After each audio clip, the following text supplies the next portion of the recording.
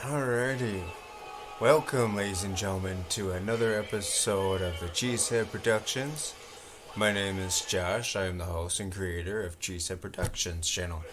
Alright, so as you guys can see on the title screen, yes, it is a big news, and lots of you guys, for whomever comes across this video, tons of you guys are aware of what's going on in the NFL. So, yesterday, and I'm just gonna briefly explain for those who are not aware as to the whole Aaron Rodgers kind of situation. It's just for those who aren't aware. So for those who are aware, you guys totally get it. So, anyways, we're gonna go over through this article real quick. I will put the article in the description for you guys to check out. Um, so definitely some crazy news, and this is a big deal for Jet fans and Packer fans, definitely. So obviously, you guys know I'm wearing the Packers hat, so that tells you right there I'm a Packer fan. But all right, let's get into this. All right, so the Packers officially traded Aaron Rodgers yesterday afternoon at 4:35 p.m. The article came out from Adam Schefter on NFL Network, and it's been months and months. It feels like that we've been waiting for this trade to happen because Aaron Rodgers announced publicly on the Pat McAfee show March 14th at 12 o'clock in the afternoon. He announced that he was 90% retired, but then he was ready to come back. He wanted to play, but he did not want to play for the Packers. He announced that he intended to play for the New York Jets. Now, the Jets have flown out to California to Aaron Rodgers' house down in Chico, California, or it's somewhere in California, but they flew out.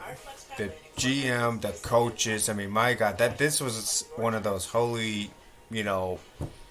crap moments. Like no team's ever done that because this was that big that the Jets really needed the veteran quarterback because the Jets were a hot mess last season with quarterbacks. I mean, you had Zach Wilson, you know, he struggled, and then you had Mike White take over for the rest of the season. Mike White was decent after replacing Zach Wilson, and Zach Wilson has a lot of maturity he needs to be doing because after his game against the Patriots, I think it was, the press conference was just by far one of the stupidest. And I mean, like those stupidest, things I heard a quarterback say. Not taking responsibility for your own actions and all. So, yeah. Anyways, enough talk about Wilson. I don't care for him. No. So, Aaron Rodgers to the Jets. I mean, this is massive. This is a massive deal. Rodgers has been my quarterback since I was a little kid. Since I was a Packer fan. I didn't know him in 05, 06, 07. I knew him a little bit in '08, but not a lot to where I liked him. Because when I was a kid in 2008, and God, I'm almost 25 in a week. Um, when I was like 10 years old or 11 years old, whatever it is, I only liked the Packers because they won games, and I didn't know crap about football. But Packers was the team I started out with, but I only liked them because they won, right? Okay, so I didn't know anything about them. But then I started, of course, learning the Packers as I got a little older, and to where now, my age now, yeah, this is where I'm a complete enthusiast, and I know a crap load about the Packers now. So, I mean, this is why I live and bleed for. I bleed green and gold, whether we have a crappy season, whether we suck or not. I mean, I'm still going to be a Packer fan. Even if Jordan Love sucks and we suck, I'm still going to be a diehard Packer fan because there's no way in hell am I going to stop rooting for the Packers because the Packers have been my team since I was a kid. And yeah, I mean, I'm from Minnesota. I was never born in Wisconsin, so. But yeah, no, I've been a diehard Packer fan, so yeah. Anyways, no, just there's a lot to break down. Uh, Real quick, so today Aaron Rodgers released a farewell message. This kind of hit me. I was reading it at work, and well, I mean, like not hit me to where I was crying, but it kind of hit my heart a little bit because just some things he stated in there. Saying about how much he loved Green Bay and the fans and all, and the friends he made, the moments he made, just how special it was running in and out of that tunnel at Lambeau. The fact that Aaron had a special heart for Green Bay, I mean, just really says a lot that he's not doing this because he hated the organization and because of the whole Jordan Love. No, it's not because of that. It's one of those like you know the team had already decided to move on because it is time to give Jordan Love the shot. This is Jordan Love's turn. This is his chance to shine.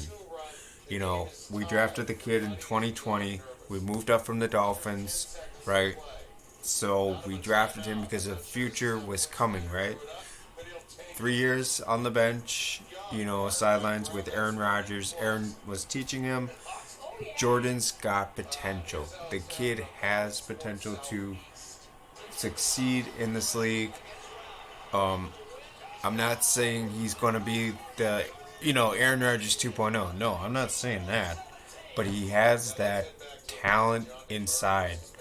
You know, and lots of people just throw him down, right? They just throw him down in a dumpster and say, well, he ain't going to be right. He's not going to do all this. No. No. Do you expect Jordan Love to, right out of the gate, be the next GOAT? No. But the kid is going to have a lot of time to develop. And we're doing what the Bears did, for God's sakes, this past season. The Bears found out if Justin Fields is really the quarterback. And right off the bat, it was like halfway through the season or something. That was when the Bear fans knew that Justin Fields was their guy. So this is ultimately what the Packers are doing, and this is our time to figure out if we're keeping Jordan Love in the future or not. Now, if we don't, I mean, we can still keep him for one more year. Like, we would give him a 1 year contract. And then whatever happens after that, if he's still not good and he still doesn't develop, because we kind of need him to develop quickly here, because we got some big games that we're gonna need him to, perform his best at. Yeah, if we don't develop into the quarterback that we need him to become, then we're gonna use this sucker right down here, the conditional pick, which I'll explain this briefly. But we're going to use this sucker, and we're going to trade up and get a quarterback next year in the 2024 draft. Because the 2024 draft is going to have a crap load of guys. They're going to have some talent, very talented quarterbacks. But yeah, okay. So let's go over this real quick, you guys. So the Jets. The Jets get Aaron Rodgers. They keep their first round pick. This was a smart move. They get the fifth round pick from us that we traded. This makes a ton of sense because they held the number 13 spot, and in that scenario, they were going to go for an O-line. A lot of prospects had the Jets picking Peter Skralowski or Broderick Jones or Paris Johnson Jr. That would have been good. They got a shot to get Aaron Rodgers, one of the best offensive tackles. So they're gonna go for a tackle in this situation. There's no doubt about it. You just got the best quarterback ever right now in this generation. Like, he's the last quarterback from the early 2000s that's out there right now. I mean, seriously, you got to get Rodgers a protection. But Aaron's gonna play amazingly great with the Jets. It's not even funny. The Jets have 7 prime time freaking games, and oh my gosh, we'll go over that, you guys, next month in May, because the NFL is gonna release their schedules. We will break down the Packers schedule. and then we will do this. We'll go over some of the primetime game schedules. So that's ESPN, that is CBS, that is NBC. We'll go over some of those. But yeah, I mean, seriously, if you're a Jets fan, I mean, this is ecstatic time. It's still party time down there. I heard there was supposed to be a parade or something for Aaron Rodgers down in New York. I mean, whatever. It's a freaking New York. It's the oh my god, we gotta throw a huge ass parade, hooray! It's like whatever. But anyways, all right. The Packers. This is what we get. We get to move up 2 spots to the 13th pick. I am super stoked about that. I love with what we can get at 13. Um, 42 has got me hyped up the most because we pick at 45 and we're getting 42, which Cleveland had the pick before. Yeah, they had the pick, but the Jets had 42 because of the Elijah Moore trade. Um, and then they decided, you know what? The Packers can have our second round pick, and then we get their sixth round pick at 207. Um, so I really liked that deal. And then the conditional pick, which if Aaron Rodgers plays 11 games, that's well over half of the season. Um, if Aaron Rodgers plays 65% of the snaps, healthy, or injured, whatever it is, then yes, this will turn into a first rounder for the Packers next year. And I love that so much because that means we will be picking 2 first rounders, especially depending on how we do next year as a team. So I really love this pick. I mean, this was a massive blockbuster. This was a massive deal. I mean, if you're a Packers fan, you've got to be feeling stoked. You've got to be feeling excited. You've got to be feeling great. I mean, seriously, this is a win-win. Brian Gutekunst absolutely did a phenomenal job. I mean, seriously, this couldn't have came at the best timing. Um, and if you're a Jets fan, the Jets, Joe Douglas and them, I mean, holy shit, that they stick to their ground. And they never gave up on Aaron Rodgers.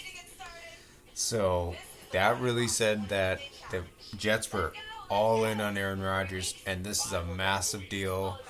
They there was tons. All right, so there was tons of leverage talks, you guys. The Packers had leverage. No, the Jets had leverage. Brian Gutekunst had leverage. Douglas had leverage. It was teeter totter. It was constant back and forth. It got to the point where I was feeling so annoyed, and I'm like, just get this crap done, please, because I wanted to give you guys content on what we got to get in the draft. Well, more of the draft content, but now because it's technically Wednesday, and so I am technically a day away from the draft, and I haven't had a ton of time to put out the content because I've been waiting to hear on the whole Aaron Rodgers crap. Because I can't do a full-on mock draft, you guys, without this crap happening. Because we can't just throw things out of the blue moon, right? Something could have happened in the draft, and everyone was expecting the draft day blockbuster was gonna happen. So now that it's finally done and it's out, I can officially get you guys a full-on mock draft. We are doing this tomorrow, or I'm doing this, I should say, I'm sorry. I am doing this tomorrow morning or night after. It's either before or after work. Whatever it is, I will get a full-on 3-round mock draft for the Packers. It's going to be the final one. I know I have put out a video, but to save up time, I mean, I could do a 7-rounder, but it's going to go a little quick. I don't want to make it too long for you guys, so you guys are sitting here over an hour, But yeah, there will be that coming out before draft day, and then comes draft day. I will not be live streaming as much as I want to, but I'll be at work, so I will be tuning in at work with my headphones on and all. So yes, it'll be a great time. I will be breaking down the picks over the weekend. So probably either Saturday or Sunday I will go over the picks, kind of one by one. So like for instance, like Sunday I'll probably do the first round pick and the second round pick. Um, or you know what? I mean, I could do it on Saturday, but kind of depends. And then I mean Monday too. It doesn't hurt if I did that on like a weekday. I could do Monday. Um, yeah, Monday could be the third and fourth round pick. Okay, but anyways, without further ado, yeah. So this is a big deal, you guys. And Aaron Rodgers is a Jet. I mean, he's wearing number 8. He's not wearing number 12. Although Joe Namath, the very famous Hall of Fame Jet of all time, offered him to let him wear number 12. But Aaron chose to wear number 8 from where he wore Cal. So that was very understandable. Maybe because Jet fans didn't want to be insulted by the Joe Namath 2.0. No, I'm just kidding. I'm kidding. I'm kidding. But no, this is it's a great time for both teams. I mean, so yeah, so the Packers now. So now that we're going forward, and we got Jordan Love is our official guy now. He's our official new quarterback. It is officially a new era. It is not the same old Packers. This is not going to be your typical NFC North team that's intimidating to play with. No, this is a whole new Packers. This is not the old badass Packers. No, this is a brand new Green Bay Packers. This is a brand new team. We got a young, talented team. We got Christian Watson, Romeo Dobbs, I think it's Samaru Tori or something like that. We have him. We got Aaron Jones still on the team, so that's great. We got AJ Dillon, the tank. In our defense, we got Quay Walker, Devontae Wyatt. And Quay Walker needs to grow the hell up. You guys, for those that saw the games, yeah, that was total BS. And I was embarrassed as a Packer fan. So, yes, Quay Walker, I really hope he has this crap turnaround comes next season with better expectations and maturity. But we got Quay, Devontae Wyatt, Devondre Campbell, yeah. We got Jair Alexander. We got Eric Stokes. We got Douglas. Rasul Douglas. Yeah, we have him. Yeah, anyways. So we got some talent, but we're going to be adding talent because the Packers in the first round love to get defense. And pick number 13, this is the name I want to hear. So this is a hard one because I think at either probably 13 we're going to get either JSN, that's Jackson Smith, Nigma. Just JSN, okay? It's just JSN. The best wide receiver in this draft, we can get either Quinn Johnson, TCU wide receiver. We can get either Broderick Jones, the tackle from Georgia. Excuse me. We could either get Peter Skoronsky. You got Paris Johnson Jr. there. I would not say let's go with Bijan Robinson, but I would love a running back like that. In case, maybe we do have a scenario with Aaron Jones. But I mean we have AJ Dillon. But the defense I want is either Miles Murphy, Nolan Smith. I would be really hyped if we get Nolan Smith because Nolan Smith is one of my favorite edge rushers in the draft. because this draft is loaded with freaking edge rushers. This is one of the best edge rushers class, you guys. I mean, seriously, this is the best. It's loaded with edge rushers, tight ends, cornerbacks. Well, some of them. Very few safeties. Um, and you got one, two, three, four. I'd say maybe five talented quarterbacks in this draft, but you got your top first two, or no, you got your top four. Excuse me. You got your top four quarterbacks, and then you got the kid out of Tennessee, Hendon Hooker, which I think the Vikings are going to go for. They are in need of getting Kirk's backup and his replacement, so Kirk can get the hell out of the NFC North. Just kidding. I'm just kidding. Anyways, no, but this draft, you guys, is loaded. I really want the Packers to go for. We're not gonna go for a safety. Originally, we wanted to go for Brian Branch at 15. But we also had Michael Mayer as a prospect, and we still could. We really could still go for a tight end.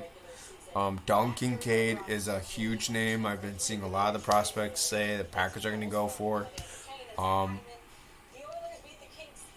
and I mean, don't get me wrong. I love Don Kincaid. I've seen his highlights. You guys need to go check out his highlights and why he's the number one tight end in this class. And Michael Mayer's number two. He's right there. He's the baby Gronk. He's the baby Gronkowski. Darnell Washington, you guys, is like the third. I think he's the third best. Maybe the fourth. He's right behind. He's right there with Sam Laporta. But yeah, the tight end. We're not gonna get a tight end at 13. I really don't see it because 42 and 45. That is where we will get our tight end in there. 13's most likely going to be a defensive pick, and the name I'm going to want to probably beg for is Miles Murphy. Miles Murphy makes a ton of sense for our defense. Miles Murphy plays up front with, oh my gosh, he can play up front with Kenny Clark, Devontae White, Quay Walker, and like you can put that guy right up there, and that guy is going to be right in the face of the quarterback. I mean, he's so much fun to watch. He's so much fun to watch on the highlight reel. At pick number 45, though, if we don't get an edge rusher and we go offensive tackle, I want the Packers to get Tulai Talopi from USC, the leader of that defense.